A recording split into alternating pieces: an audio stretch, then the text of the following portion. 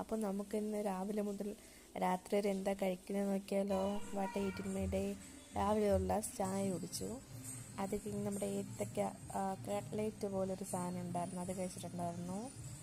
പിന്നെ ഒരു 10 മണിയൊക്കെ ആയപ്പോഴത്തേക്കും പുട്ട് കഴിച്ചു.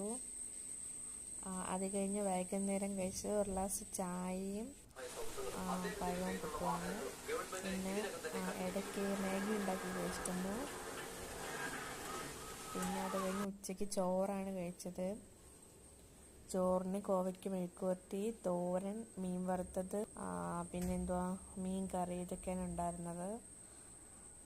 അത് കഴിഞ്ഞ് പിന്നെ വേറെ ഒന്നും ഇടയ്ക്ക് കഴിച്ചില്ല. രാത്രിയും ചോറിനാണ് കഴിച്ചിട്ടുണ്ടായിരുന്നത്.